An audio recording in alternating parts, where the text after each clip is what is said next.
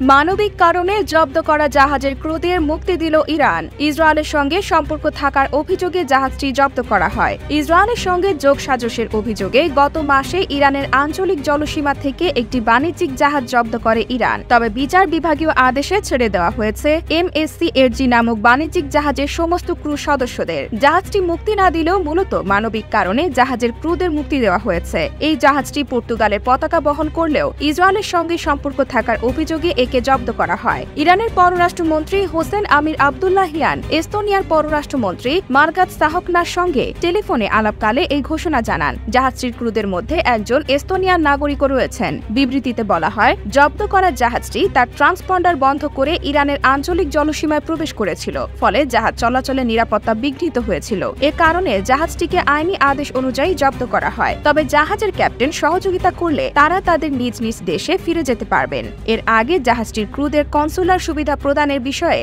পর্তুগালের পররাষ্ট্রমন্ত্রীর সঙ্গে আলোচনা করেছিলেন ইরানের পররাষ্ট্রমন্ত্রী। জাহাজটি মুক্তি না দিলেও ক্রুদের মুক্তি দেওয়ার এই ঘটনাটি হয়তো ইরান ও পর্তুগালের মধ্যে উত্তেজনা কমাতে সাহায্য করবে।